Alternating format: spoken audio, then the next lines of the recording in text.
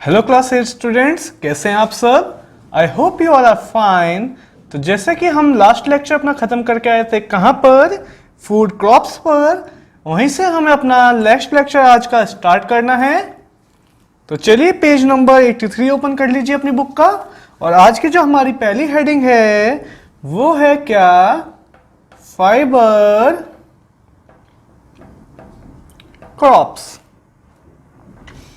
पहले हमने food crops देखी थी जो हम खाते हैं, ये फाइबर क्रॉप्स हैं। तो पहला इसका एग्जांपल है क्या, जूट। तो जूट में आप देखेंगे jute is also known as golden fibre, क्योंकि गोल्डन कलर की होती है।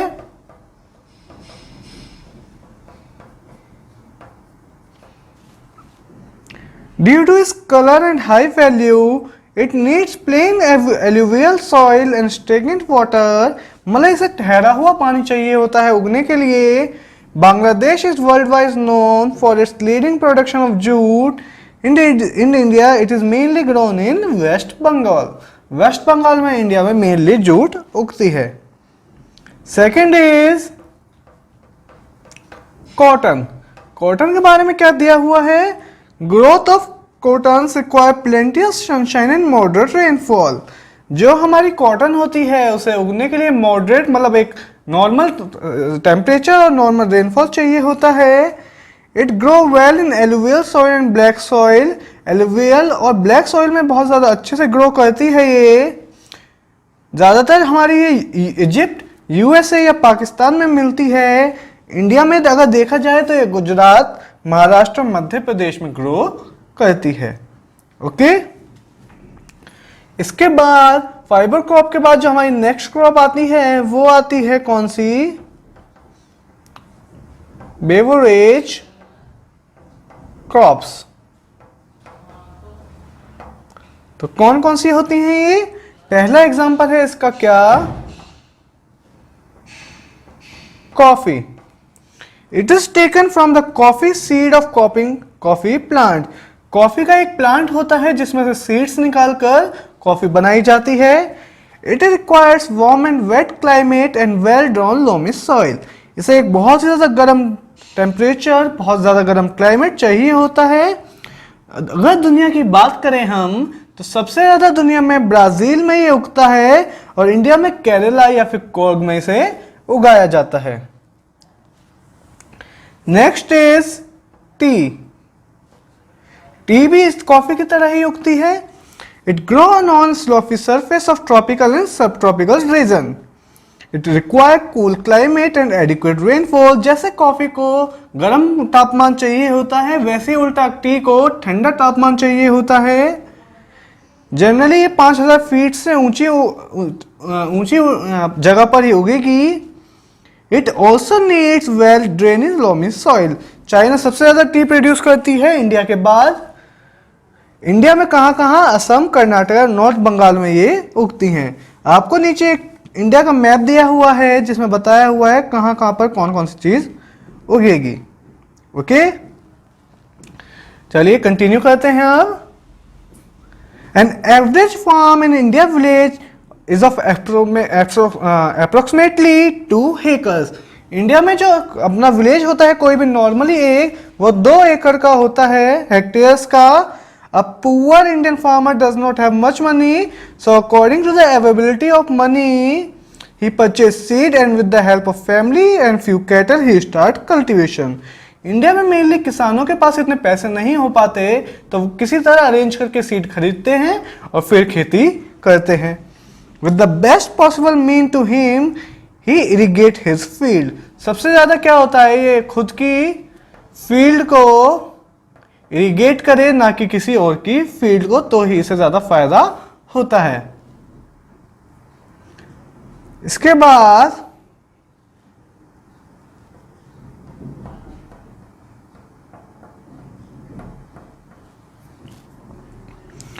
at the time of harvesting he sells out his produce at a prevalent rate due to lack of shortage space.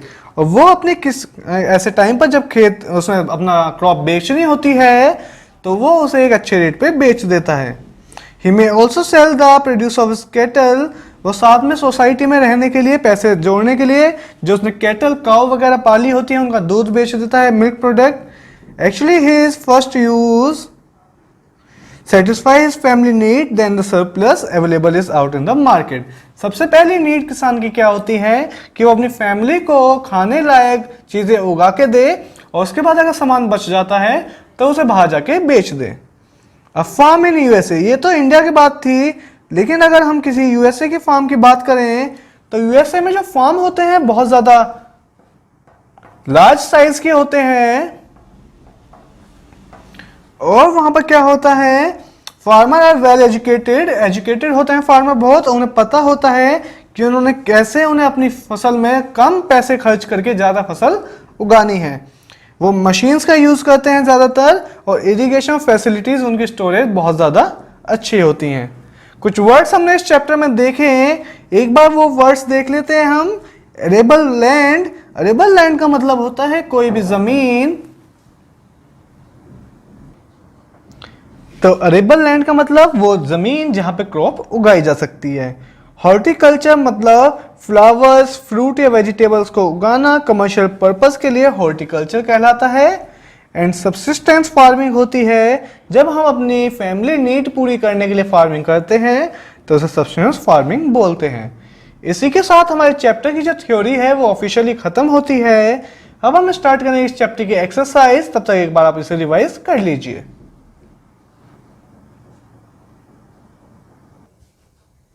तो चलिए क्लास, अब इस चैप्टर की हम एक्सरसाइज स्टार्ट करते हैं। सबसे पहली एक्सरसाइज जो है हमारी वो है टिक द करेक्ट आंसर। पहली स्टेटमेंट हम रीड करते हैं।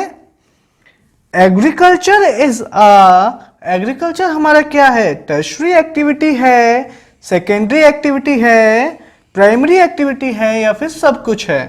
तो आपको पता है कि हमारा एग्रीकल्चर हमारी प्राइमरी एक्टिविटी है, तो ऑप्शन नंबर सी हो जाएगा हमारा सही। Shifting cultivation is known by the name of zoom in, shifting cultivation हमारी जूम कहलाती है कहां पर, ब्राजील में, नॉर्थ ईस्ट इंडिया में, मैक्सिको में, या फिर हर जगह। तो हमें पता है कि जूम कल्टीवेशन मेनली इंडिया में बोला जाता है, और ज्यादातर ये नॉर्थ ईस्ट इंडिया में बोला जाता है, तो ऑप्शन नंबर सेकंड हो जाता है हमारा सही। Third is which type of farming involves output of animal produce, किस तरह की फार्मिंग हमारे एनिमल जो आउटपुट प्रोड्यूस करते हैं उस पर डिपेंड करती है। तो ऑप्शन है हमारे nomadic, commercial, intensive substance farming, या ऑल ऑफ दिस। तो अगर आप देखेंगे तो इसका आंसर हमारा होगा intensive substance farming, that is option number third. Okay, चलिए फोर्थ पे आते हैं। Wheat is best grown on, wheat हमारे कौन से तरह के सॉइल पर ग्रोथ होती है, लूमी, एलुवियल, वाटर, या फिर नन ऑफ दीज। तो हमें पता है कि वीट हमारी लोमी सॉइल पर उगती है, इसलिए इसका आंसर हो जाएगा option number first. Next is which country is the leading producer of jute in the world, पूरी दुनिया में सबसे ज्यादा जूट कौन सी कंट्री उगाती है, क्या वो ब्राजील है, बांग्लादेश है, यूएसए है, या फिर इंडिया है। तो वो आंसर है हमारा बांग्लादेश जूट उगाने में। ओके, तो ऑप्शन नंबर सेकंड हो जाएगा हमारा यहां पर सही। लास्ट हम देखेंगे MCQ. Which plant is grown on the slopes of tropical and subtropical reason, कौन सा प्लांट हमारा ट्रॉपिकल या सब ट्रॉपिकल में उगता है, जहां पर जिसे ज्यादा बारिश की जरूरत होगी वही इस जगह उगेगा। क्या वो कॉफी है, क्या वो टी है, या कॉटन है, या सब कुछ है। तो हमारा जो आंसर है इसका वो है T, that means option number second. तो यहां हमने हमारे चैप्टर की पहली एक्सरसाइज खत्म करी। अब हम आएंगे हमारी नेक्स्ट एक्सरसाइज पर। जो कि है fill in the blanks. Okay,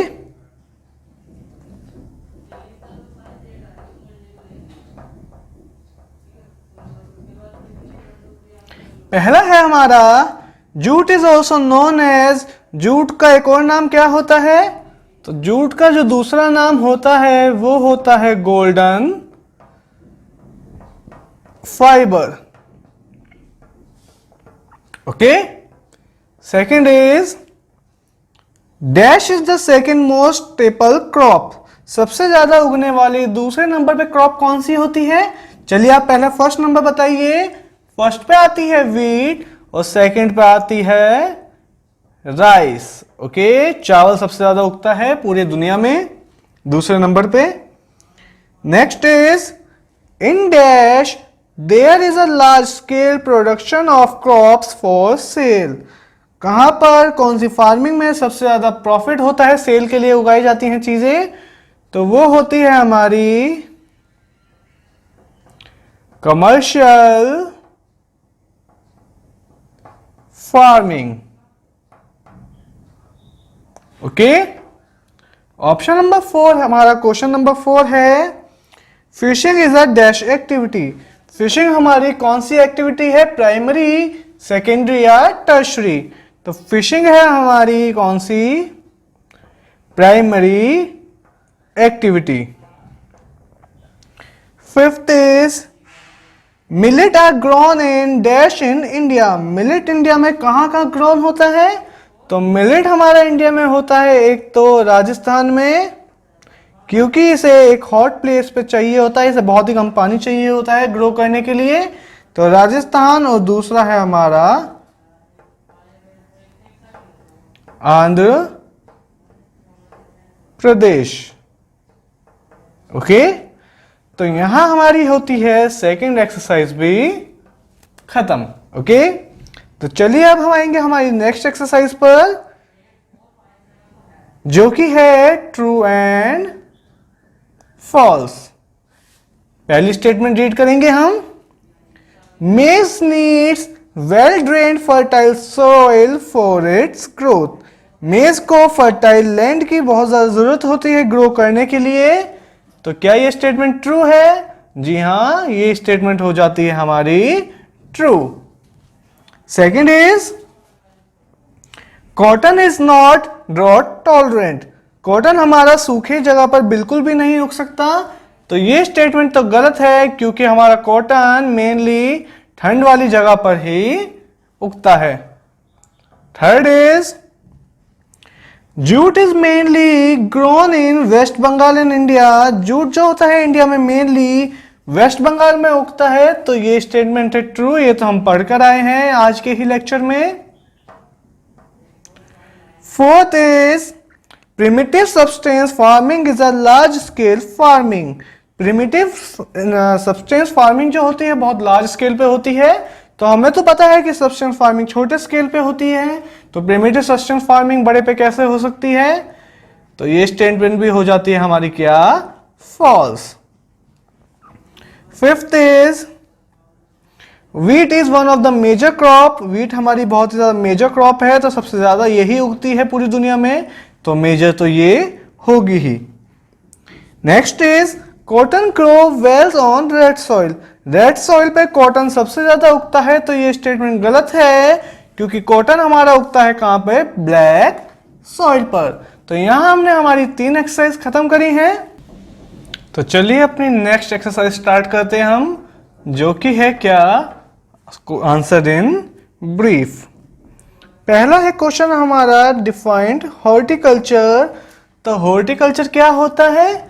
जब भी हम फ्लावर्स,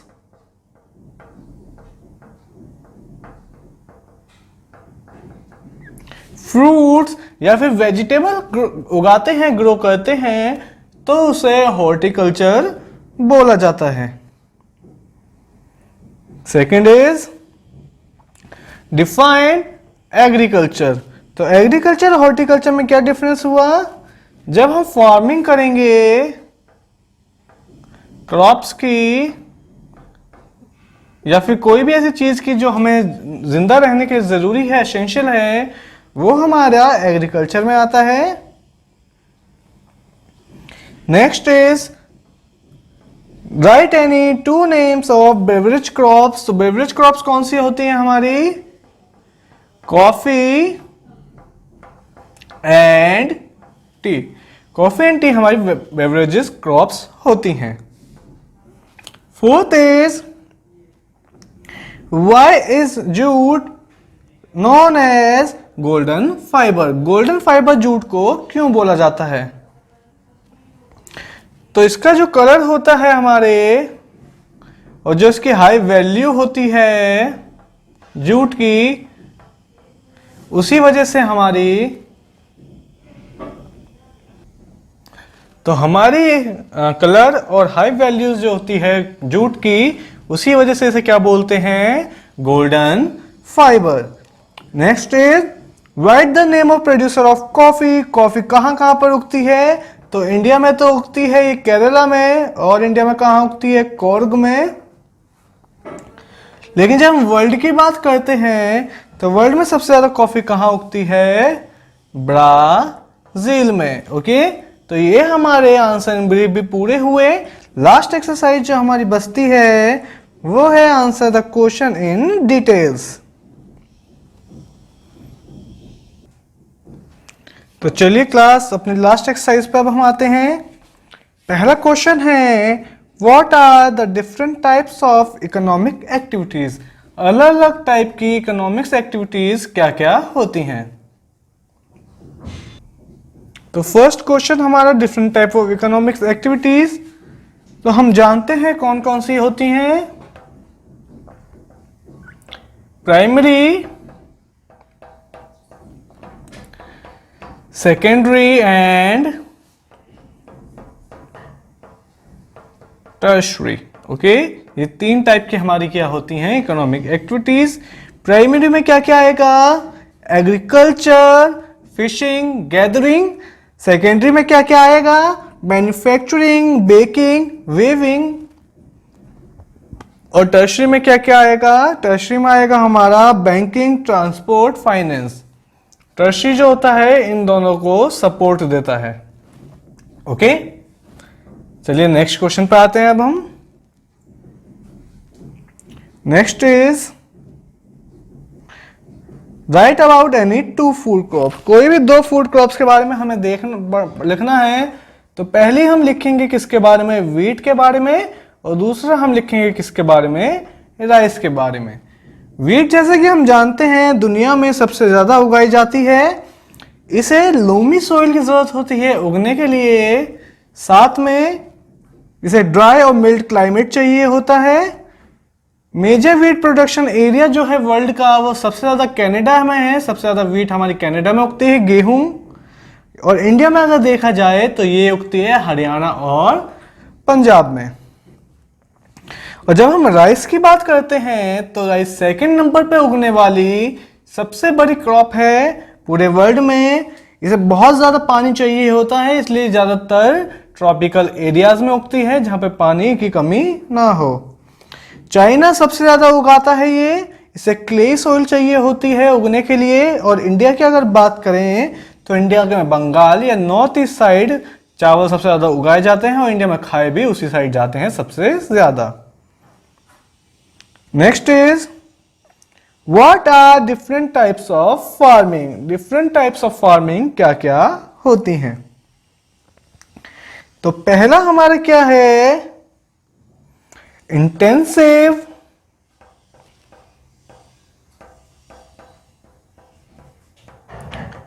सबसिस्टेंस फार्मिंग। इसके बाद कौन सा आएगा हमारा? प्रिमिटिव। प्रिमिटिव के बाद कौन सा आएगा? शिफ्टिंग। प्रिमिटिव का ही पार्ट है क्या? शिफ्टिंग। शिफ्टिंग के बाद हमारा नोमैड। और इसके अलावा अगर हम देखेंगे तो हमारा कमर्शियल फार्मिंग भी इसमें ही आता है। Okay, next is what is shifting cultivation. तो हमें पता है जब एक जगह आपने खेती करी, उसके बाद खेती करने के लिए आप क्या करेंगे, वहां आग लगा देते हैं छोटे से लैंड में। जब वो जगह पूरी खाली हो जाएगी, राख हो जाएगी, उस जगह पे आप खेती करेंगे और खेती करने के बाद उस जगह को छोड़ के चले जाएंगे, क्योंकि उसकी फर्टिलिटी खत्म हो जाती है और कुछ साल बाद वापस उस जगह पे आएंगे, क्योंकि उस जगह पे फर्टिलिटी 2-3 साल में वापस आ जाती है। इसी को हम शिफ्टिंग कल्टीवेशन कहते हैं। इसके अलग अलग तरह के नाम आपने देखे थे, कौन कौन से? Jhum cultivation, milpa, roca and ladang. Okay, next is what do you mean write about one beverage and one fabric crop. तो हमें पता है कॉफी के बारे में आप लिख सकते हैं, और फाइबर क्रॉप में आप किसके बारे में लिख सकते हैं? मेनली जूट के बारे में। ओके, तो यहां आपका चैप्टर ऑफिशियली खत्म होता है। इस चैप्टर में आपको कोई भी दिक्कत आए तो मुझसे पूछेगा। अब हम मिलेंगे नेक्स्ट चैप्टर में, नेक्स्ट एक्सरसाइज के लिए, नेक्स्ट चैप्टर के साथ। तब तक के लिए बाय बाय, टेक केयर।